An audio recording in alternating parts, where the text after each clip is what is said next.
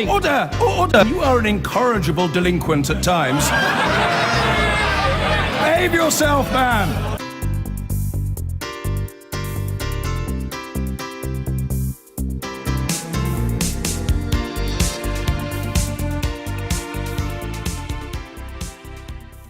There are times when every normal teenager wants to be an adult, and there are also those abnormal times when certain teenagers desperately want to be treated as children. The line between the two is sometimes a fine one. The pictures of some of the young people being brought into this country from Calais has led to a certain indignant surprise among some.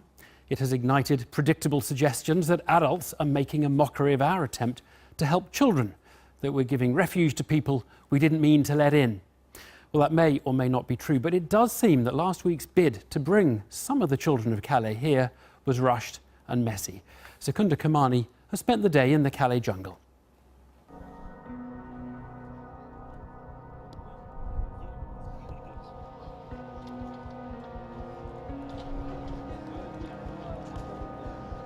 The camp they call the jungle is home to up to 10,000 migrants, men, women, families, and of course, around 1,000 unaccompanied children. All this is meant to be razed to the ground within the next few days, and so belatedly, the Home Office has begun to really focus its efforts on bringing over those children eligible to come to the UK because they have relatives in Britain. Some of those who've been brought over, though, according to critics, look far older than 17.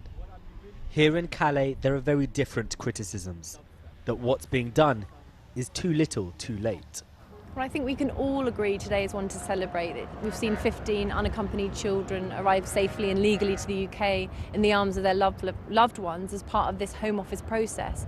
But the process is really chaotic and really confusing here on the ground in Calais. We've got hundreds of children who are eligible for this Home Office process, and we're very, very concerned that vulnerable ones will be left behind.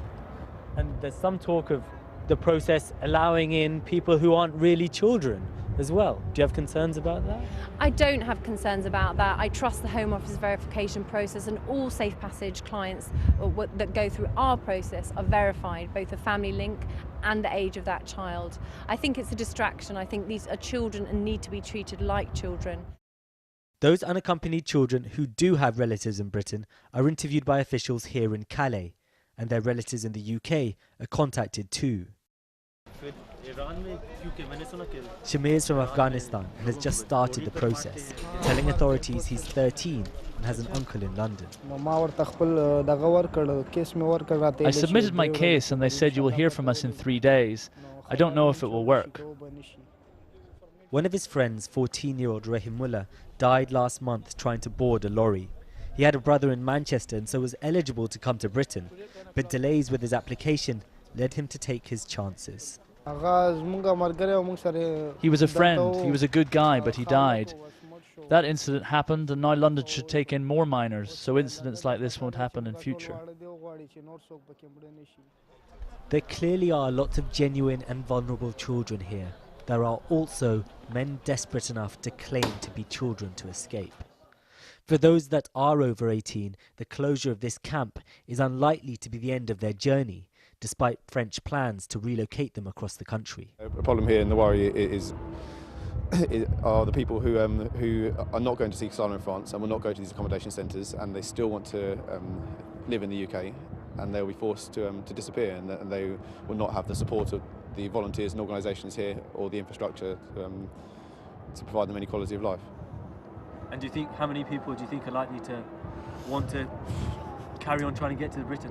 I imagine that there will be thousands.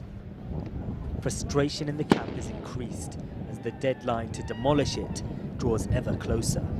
As the light starts to go down in Calais, that's when the tensions between those living in the camp and the police begin to rise, and you see these scenes of conflict with tear gas being thrown. We've been told by aid workers that with the imminent destruction of the camp coming, that those living here, including the children, are becoming more and more desperate in their attempts to get to Britain. This is clearly no place for any child. But even if the Home Office somehow manages to bring over all those children with relatives in Britain, it leaves stranded here even more with no link to the UK but desperate to go there. Secunda Kamani there. Well, Conservative councillor David Simmons is responsible for children's services at Hillingdon Council, which covers Heathrow Airport and oversees the processing of many child asylum seekers. And with me here, Beth Gardiner-Smith is the organiser on child refugees from Citizens UK, which oversees safe passage. And you saw one of the representatives in the film there. Beth, is it being well handled, this attempt to bring some of the children to the UK, or is it a bit of a muddle? I'd say it's fair to say it's a bit of a muddle. I mean, it's actually quite shambolic what's going on at the moment.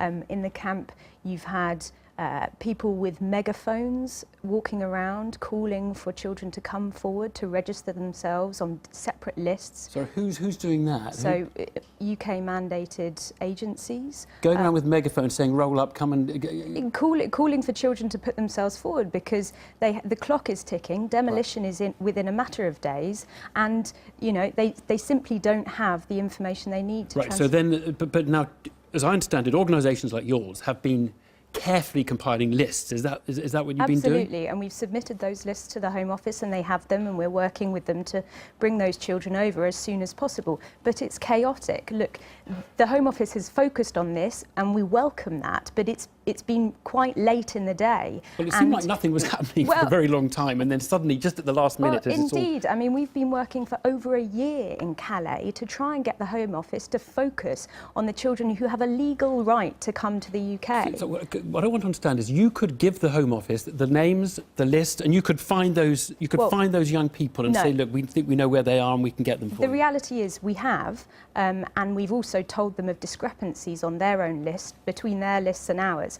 But the reality is it's chaos, and the problem really is that children will go missing in that chaos, and we're deeply concerned that children are just going to drop off those lists. Particularly vulnerable children are not on any list, and with demolition just days away, they will simply disappear. So some who should be coming will not get here. Absolutely. Let me turn to you, David Simmons, because you've got a lot of experience in the area of child asylum seekers. First of all, is it a problem that adults pretend to be kids and it's quite hard to tell the difference? They don't have any documents, and you see people who you don't believe are children coming in as children. Councils have been dealing with this problem for a long time. Back in 1999, the Royal Society of Paediatricians made it very clear in their advice that medical evidence was not reliable for determining someone's age definitively, and that was backed up later on by the British Dental Association with the same point about dental checks. So councils have to go through a process where trained staff interview children to try and get the best possible information they can to determine their age. But because young people are treated more favourably by the way UK immigration works, there is an incentive for some who are trying to disguise their true circumstances to pretend that they're younger than they are.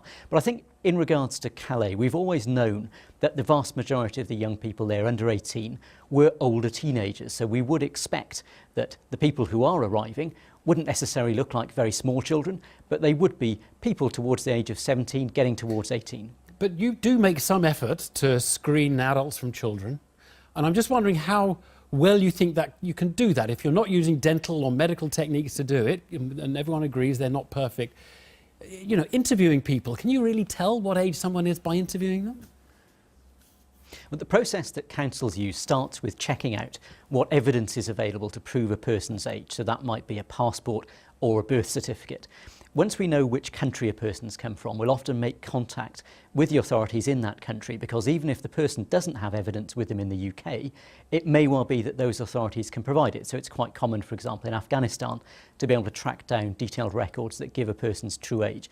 But if none of that's available, then trained staff will work in teams where they'll look to interview a person over a period of several days to get expert opinions from other people, which might include doctors, dentists and other professionals that work with that young person, to look at what they've been saying about their education, about the things that they've done in their lives, to try and get a true picture. And whilst that won't give you anything like an exact date of birth, it can give you a more accurate idea of whether a person who's saying that they are 16 or 17 really is that age, or whether they might in fact be somewhere in their 20s, or even, as happens sometimes, much, much younger. Right. And just, I mean, when you can properly ascertain someone's age, maybe by getting documentary evidence from their home country, how many turn out to have been lying? Is it like the very occasional person, or are we talking about quite a large minority? Of the total that come to the UK who make an asylum claim and claim to be children, the proportion who are subsequently found not to be children is quite high. It's around 60%. 60%? But in the cases no, wait, that's of those very who high. come, I mean, yeah, 60% of people... It's very high in that overall number. And that's not when just in the last few days, that's the historic record. That's extraordinary. No, that's consistently over many, many years. And what we do see, though, is, of course, the ones who come into the care of councils are ones who've already been through a UK border process that's identified that they're probably children. So the proportion of those who go through council assessment processes who subsequently turn out not to be children is lower, although there are many councils that end up in the courts with disputes about this. So it is important that we get that evidence right, because we don't want to see situations where adults who are trying to disguise their circumstances might find themselves perhaps in a children's home with very vulnerable youngsters. I mean, Beth, that does sound like it is... Your colleague in Calais called it a distraction.